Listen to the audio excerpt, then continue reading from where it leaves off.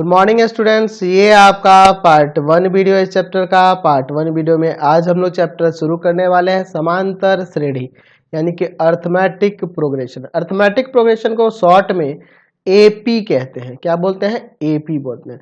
तो चलिए चैप्टर को शुरू करते हैं। देखिए, चैप्टर को शुरू करने से पहले कुछ महत्वपूर्ण परिभाषा है, उन सभी परिभाषाओं को समझ लेते हैं, फिर हम लोग आगे समांतर श्रेणी के बारे में अच्छे से समझेंगे। ठीक है, तो चलिए आगे बढ़ते हैं चैप्टर में। तो सबसे पहले हम लोग बात करेंगे अनुक्रम के बारे में यानी कि सीक्वेंस के बारे में। तो यहाँ लिखे हैं कि अनुक्रम संख्याओं का एक क्रम है जो किसी निश्चित नियम के अनुसार लिखे गए हैं, यानी कि a sequence is a succession of numbers written according to some definite rule.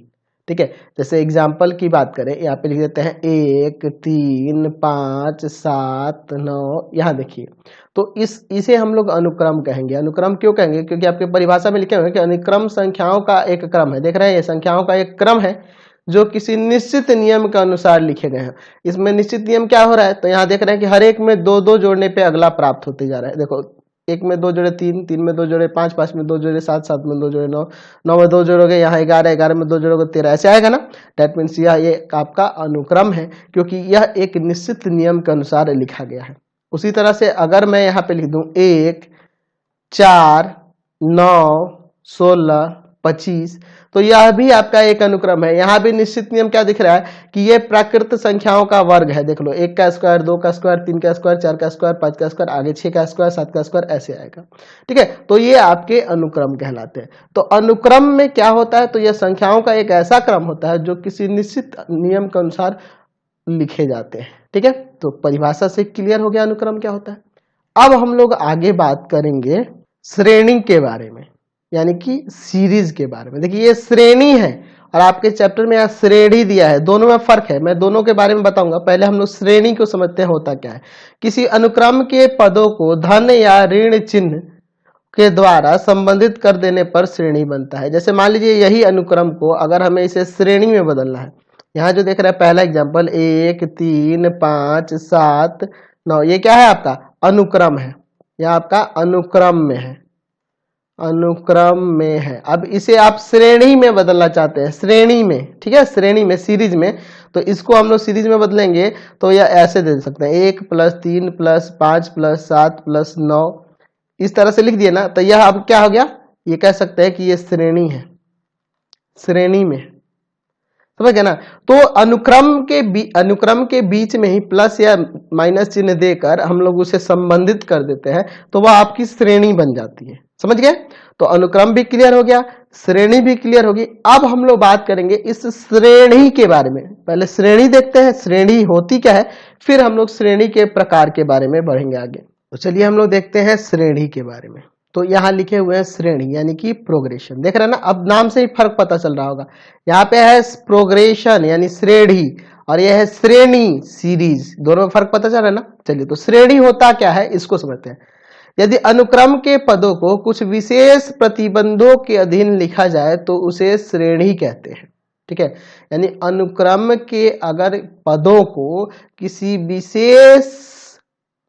विशेष प्रतिबंधों के अधीन लिखा जाए तब उसे हम लोग श्रेणी कहते हैं। जैसे अगर हम लोग बात करें, यहाँ पे लिख दें 1 3 5 7 9, तो इसमें एक विशेष प्रतिबंध दिख रहा है कि हर एक में 2 2 2 जोड़ के प्राप्त हुआ है।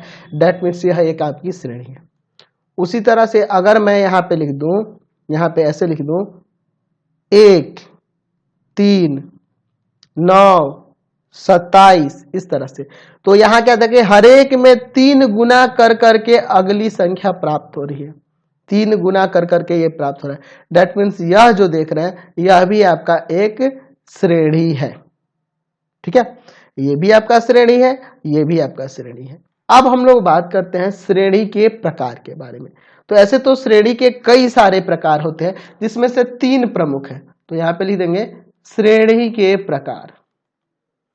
श्रेणी के प्रकार, श्रेणी के प्रकार की बात करें तो श्रेणी के ऐसे बहुत सारे प्रकार होते हैं, जिसमें से 3 प्रमुख है। पहला जो आपके चैप्टर का नाम है समांतर श्रेणी।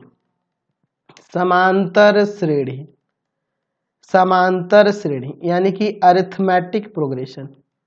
अरिथमेटिक प्रोग्रेशन, अरिथमेटिक प्रोग्रेशन समांतर श्रेणी, है ना। चलिए, यही आपके चैप्टर का भी नाम है, समांतर श्रेणी। इसके बारे में आगे जानेंगे, और भी थोड़े प्रकार है, उनको देख लीजिए। दूसरा प्रकार हो सकता है आपका गुणोत्तर श्रेणी, गुणोत्तर श्रेणी, गुणोत्तर श्रेणी, ठीक है। यानी इसे कहेंगे ज्योमेट्रिक प्रोग्रेशन, ज्योमेट्रिक प्रोग्रेशन। तीसरा प्रकार है आपका हरात्मक श्रेणी, हरात्मक श्रेणी, यानी कि हार्मोनिक प्रोग्रेशन, हार्मोनिक प्रोग्रेशन। तो समांतर श्रेणी को शॉर्ट में तो आपको पहले भी पता है एपी कहते हैं, इसको कहेंगे जीपी और इसको कहेंगे एचपी। अब देखिए, इसके बारे में हम लोग डीपली गुणोत्तर श्रेणी और हरात्मक श्रेणी के बारे में डीपली हम लोग अगले क्लास में बात करेंगे, यानी कि क्लास 11th में। अभी हम लोग सिर्फ समांतर श्रेणी के बारे में देखने वाले हैं, अरिथमेटिक प्रोग्रेशन के बारे में, ठीक है। तो यहाँ से आपको क्लियर हो गया हमने क्या क्या देखा। तो हमने पहले पढ़ा था अनुक्रम के बारे में, फिर पढ़े श्रेणी के बारे में, अब उसके बाद श्रेणी पढ़े। अच्छा, श्रेणी को अगर हम चाहें तो एक अनुक्रम भी कह सकते हैं, ये आपका अनुक्रम भी तो कहला सकता है ना। ये जो श्रेणी है एक अनुक्रम भी है, क्योंकि एक निश्चित नियम के अनुसार लिखा गया है। तो श्रेणी को हम लोग अनुक्रम भी कह सकते हैं, लेकिन सभी अनुक्रम को श्रेणी नहीं कहा जा सकता, क्योंकि इसमें कुछ विशेष प्रतिबंध के अधीन लिखा जाता है और श्रेणी में कोई विशेष प्रतिबंध नहीं देखा जाता है, ठीक है। बस उसमें नियम के अनुसार एक लिख देना चाहिए, देखे ना अनुक्रम में कि बस इसमें एक नियम के अनुसार इसको लिख दिया गया है, तो यह अनुक्रम है। लेकिन श्रेणी में क्या देखा जाता है, किसी विशेष प्रतिबंध के अधीन लिखा गया हो तब वो श्रेणी कहलाता है। तो हर एक अनुक्रम को आप श्रेणी नहीं कह सकते हैं, लेकिन हर एक श्रेणी को एक अनुक्रम कह सकते हैं। तो चलिए हम लोग अपने टॉपिक पे आते हैं, समांतर श्रेणी के पास। चलिए तो देखते हैं समांतर श्रेणी क्या होता है, ठीक है। समांतर श्रेणी यानी कि अरिथमेटिक प्रोग्रेशन। तो यानी कि समांतर श्रेणी वह श्रेणी है जिसमें प्रत्येक पद ठीक पहले वाले पद में कोई निश्चित राशि जोड़ने या घटाने से प्राप्त होता है। और ये जो निश्चित राशि है, निश्चित राशि उसे सार्वंतर कहते हैं। तो लिख सकते हैं कि निश्चित राशि को एपी का यानी समांतर श्रेणी का सार्वंतर कहते हैं। सार्वंतर कहते हैं। सार्वंतर को क्या कहते हैं, कॉमन डिफरेंस, अंग्रेजी में कहेंगे कॉमन डिफरेंस, कॉमन डिफरेंस कहते हैं, सार्वंतर कहते हैं। और इसे डी से सूचित किया जाता है, इसे डी से सूचित किया जाता है, इसे डी से सूचित किया जाता है, ठीक है, समझ गए। अब देखो, जैसे मैं यहाँ पे लिखता हूं, जैसे पिछले वाले एग्जांपल से ही लिखो 1 3 5 7 9, यह देखो। तो आपसे कहें कि यह समांतर श्रेणी में है, एपी में है, तो यहाँ बिल्कुल एपी में है, क्योंकि आपके परिभाषा में लिखा हुआ है कि समांतर श्रेणी वह श्रेणी होती है जिसमें प्रत्येक पद ठीक पहले वाले पद में कोई निश्चित राशि जोड़ने या घटाने से प्राप्त होता है।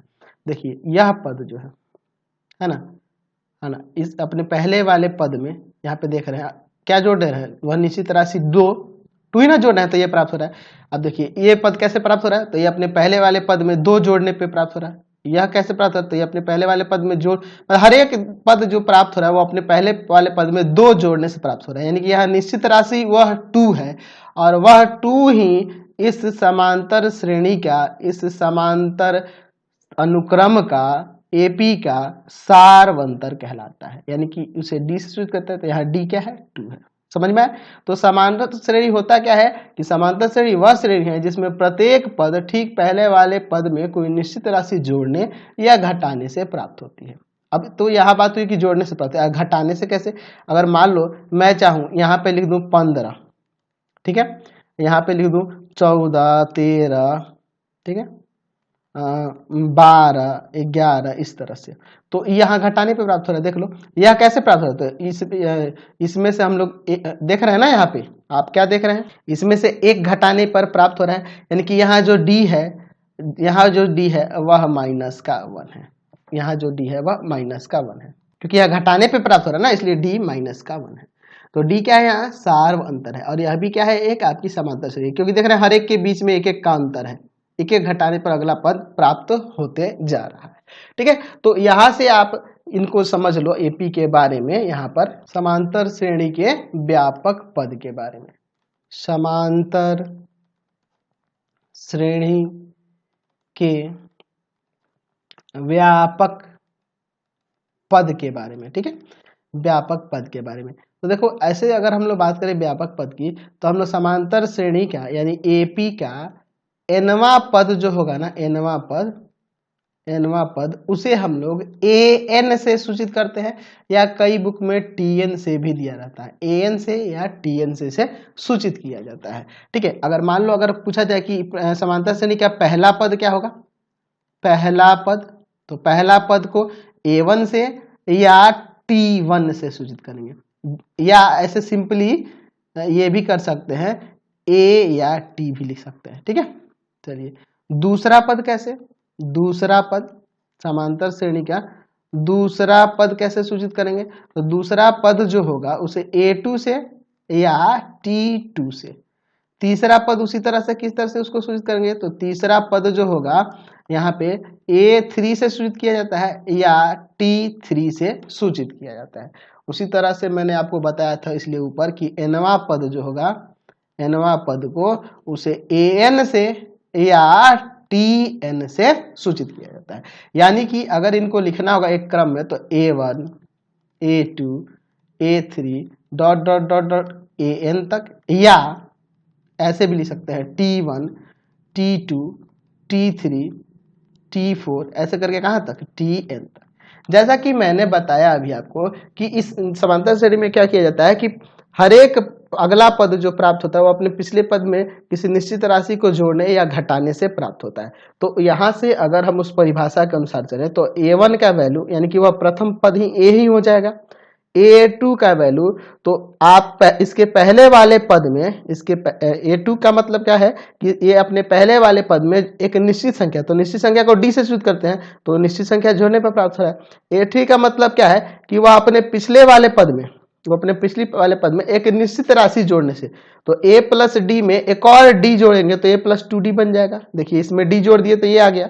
अब उसी तरह से अगर हम आपसे कहें कि A4 बताइए, A4 बताइए, तो ये अपने पिछले वाले पद में एक निश्चित राशि जोड़ देंगे यानी D जोड़ देंगे, यानी कि ये क्या हो जाएगा 3D, A प्लस 3D। उसी तरह से मैं आपसे कहूं कि AN यानी एनवा पद क्या होगा, तो A plus N minus 1 into D आ जाएगा, A plus N minus 1 into D. देख लो अब चौथा पद है ना, तो A प्लस 3D कर रहे हो, यहाँ 4 है तो यहाँ 3 है, तो यहाँ N है तो यहाँ क्या आ जाएगा N माइनस 1। तो ये आपका व्यापक फॉर्मूला बन गया AP के लिए। AN लिख दो या TN बराबर भी लिख सकते हो, A plus N minus 1 into D. समझ गए, क्लियर हो गया यहाँ से फॉर्मूला।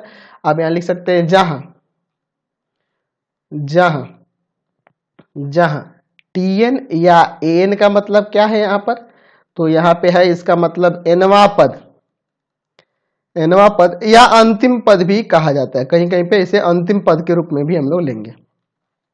अच्छा, N का मतलब क्या है, पदों की संख्या, कितने पद हैं उनकी संख्या को निरूपित कर N। ठीक है, A का मतलब क्या है, प्रथम पद है, A का मतलब यहाँ प्रथम पद से है, पहला पद से। अच्छा और क्या बचा जी, D का मतलब क्या है, तो D का मतलब आपको पहले ही बता चुके हैं, सार्व अंतर से, D का मतलब सार्व अंतर। अब रही बात D निकालने के लिए क्या करेंगे, तो आप दूसरे पद में से पहला पद घटा दो, या तीसरे पद में से दूसरा पद घटा दो, या चौथे पद में से तीसरा पद घटा दो, तो वो आपका D निकल जाएगा। यानी दो लगातार पदों का अंतर ही पदांतर यानी कि सार्वंतर कहलाता है, सार्वंतर या इसे पदांतर भी कहते हैं। ठीक है, यानी कि D को हम लोग किस नाम से जानते हैं, सार्वंतर या पदांतर, पदांतर के नाम से भी इसे जाना जाता है। ठीक है, क्लियर हो गया। यानी D बराबर ऐसे ही फॉर्मूला लिख सकते हैं, A N प्लस 1 माइनस में A N, ठीक है, इसके लिए यह भी फॉर्मूला हो गया। देख लो, ये ए एन पद है और ये ए एन प्लस 1 पद है, इससे एक अधिक पद है, तो उसमें से इसको घटाएंगे तो डी आ गया।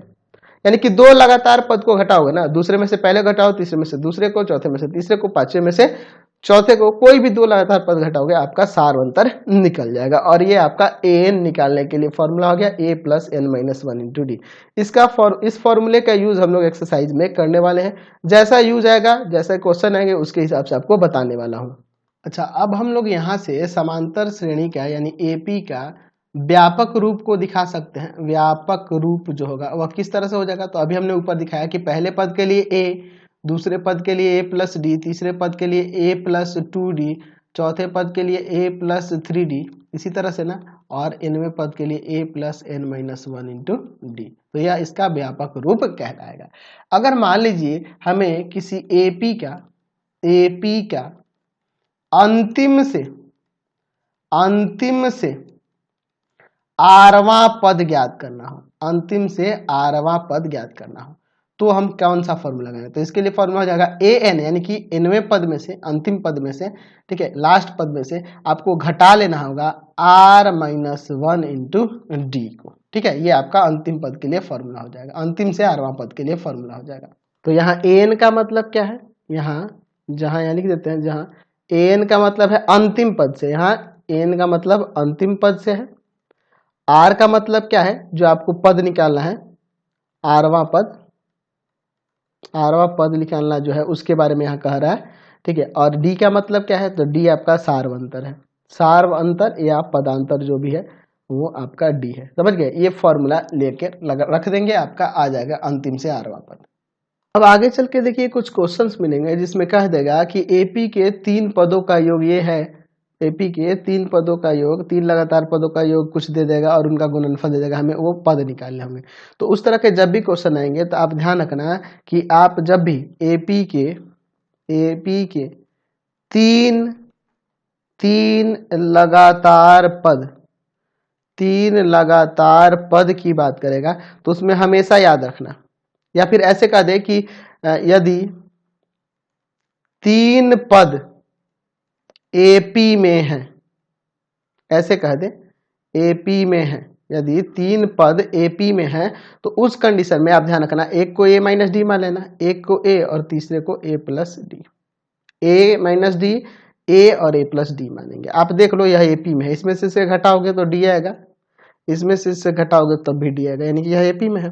अच्छा, ऐसे ही अगर 4 पद की बात करेगा, 4 पद कह दे कि 4 पद हैं एपी में, तो उस कंडीशन में आप मानना ए माइनस 3d, ए माइनस डी, ए प्लस डी, ए प्लस 3d। अब आप सोचो कि सर ऐसा क्यों माने, क्योंकि देखो इसमें से इसको घटाओगे तो 2d आएगा, घटाओगे 2d आएगा, इसमें से इसको घटाओगे 2d आएगा, यानी तभी ना यह एपी में होगा। तो यहाँ फिर अगर कहते कि 5 पद हैं जो एपी में है, 5 पद एपी में है, तब इस कंडीशन में ध्यान रखना ए माइनस 2d, ए माइनस डी, ए प्लस डी, ए प्लस 2d, यह मानकर चलेंगे। तो 3 पद के बारे में कहेगा तो ये मानेंगे, 4 पद के बारे में कहेगा तो ये, और 5 पद के बारे में कहेगा तो यह मानेंगे हमेशा। ये आपको याद रखना, क्योंकि देख लो इस तरह से लिखने पर ही यह एपी में है, अगर आप इसका अरेंज गड़बड़ करोगे तो आपका गड़बड़ हो जाएगा, क्योंकि आपको यह भी एपी में होना चाहिए ना, या जो मान रहे हैं यह भी एपी में होना चाहिए, तभी आपका आंसर आएगा सही से। ठीक है, तो ये चीज आपको याद रखना है। चलिए, और एक छोटा सा परिभाषा बच जाता है, उसको भी देख लेते हैं। समांतर माध्य, समांतर माध्य क्या कहलाता है, यानी कि अरिथमेटिक मीन, शॉर्ट में इसे कहा जाता है एएम। एएम क्या कहलाता है, चलिए इसकी परिभाषा देख लेते हैं। तो या इसकी परिभाषा इस तरह से लिख सकते हैं कि जब तीन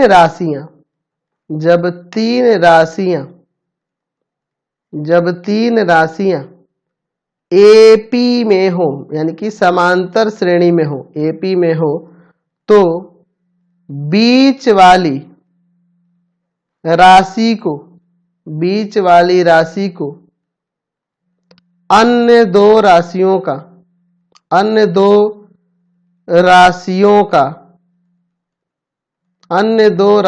का समांतर माध्य कहते हैं। समांतर माध्य कहते हैं, अन्य दो राशियों का समांतर माध्य कहते हैं। तो परिभाषा आपने समझी। चलिए यहां मान लेते हैं, माना ए तथा बी के बीच एक राशि ए इस प्रकार है कि ए बी ए पी में है। मतलब कि ए और बी के बीच में एक राशि ए इस तरह से रखा गया है कि ए और यह बी जो है ए पी में है। जैसे कि आपकी परिभाषा में मैंने बताया था कि जब तीन राशियां ए पी में हो तो बीच वाली राशि को, यानी इस बीच वाली राशि ए को अन्य दो राशियों का समांतर माध्य कहते हैं। यानी कि यहाँ पे आप कह सकते हैं कि ए तथा बी का समांतर माध्य है। अब यह निकाला कैसे जाएगा, यह एक किसके बराबर होगा, किस राशि के बराबर होगा। तो देखिए अभी चूंकि आपका यहाँ दिया हुआ है कि ए और कमा बी ए पी में है, यह ए पी में है। तो जब ए पी में है तो आपको पता है कि A2 माइनस A1 मतलब पदांतर इसका बराबर होगा ना, A2 माइनस A1 बराबर A3 माइनस A2, यानी कि इसमें से इसका घटाना और इसमें से इसका घटाना दोनों बराबर होगा। चलिए एक काम करते हैं, इसको उधर ले जाते हैं और इस ए को इधर ले आते हैं। तो ए प्लस ए और या माइनस का ए इधर आके प्लस का ए हो जाएगा, तो ए प्लस बी हो जाएगा। यानी कि 2a बराबर हो जा रहा है आपका a प्लस बी, यानी कि कैपिटल A बराबर यहाँ से हो जाएगा a प्लस बी बाई 2। समझ गया ना। तो यह आपका फॉर्मूला बन गया किसके निकालने के लिए, समांतर माध्य निकालने के लिए। यानी अगर आपसे क्वेश्चन में पूछ दे कि 2 तथा 6 का समांतर माध्य क्या होगा, तो सिंपल है भैया, दोनों को जोड़ के 2 से भाग कर देना। 2 प्लस 6/2 8/2 कट क्या जाएगा 4। यानी कि यहाँ पे अगर हम इसको रखें 2 4 और 6 को इस तरह से, देखो तो एपी में नहीं हो गया, समझ गया ना। तो यह समांतर माध्य आपका हुआ, क्योंकि इसको बीच में रखने पर यह एपी में हो जा रहा है ना। क्लियर है।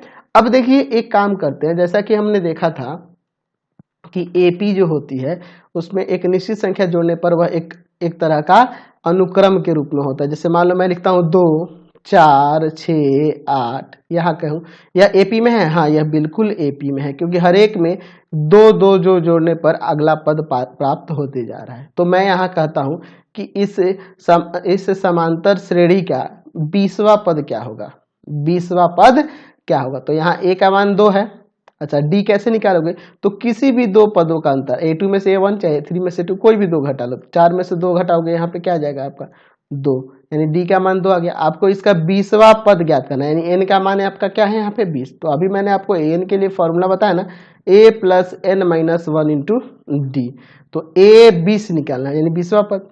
a के जगह पे है 2 और n के जगह पे 20 माइनस 1 और d के जगह पर 2 प्लस या घटेगा तो 19 में 2 से गुना कर देंगे, तो 2 प्लस 19 दूना 38 और 2 कितना हो जाएगा 40, यानी कि इसका 20वां पद क्या हो जाएगा यहाँ पे 40 हो जाएगा। तो मुझे नहीं लगता कि अब कोई दिक्कत होने वाली है। तो इस वीडियो में हम लोग इतना ही रहने देते हैं। नेक्स्ट वीडियो में हम लोग एक्सरसाइज में चलेंगे। बहुत अच्छे क्वेश्चन दिए हैं, सारे क्वेश्चन को बनाएंगे, सॉल्व करेंगे। और प्लीज आप वीडियो को लाइक शेयर करेंगे, और इससे रिलेटेड वीडियो देखने के लिए सीधे डिस्क्रिप्शन में जाएंगे। डिस्क्रिप्शन में एनसीईआरटी, भारती भवन, केसी सिन्हा सबका लिंक दिया गया है। नीचे डिस्क्रिप्शन में इन सब वीडियो के लिंक दिए गए हैं, वहां से आपको पूरे चैप्टर का, पूरे बुक का लिंक नीचे डिस्क्रिप्शन में है। हर एक का प्लेलिस्ट बनाकर रखा गया है, बहुत ही अच्छे तरीके से मैं आपको पढ़ाया हुआ हूँ। तो प्लीज वीडियो को लाइक शेयर करेंगे और मेरे अदर चैनल्स को भी सब्सक्राइब करेंगे। मेरे 3 टोटल चैनल है, एक है पाथ फाइंडर क्लासेस छपरा, ठीक है, और एक है भारती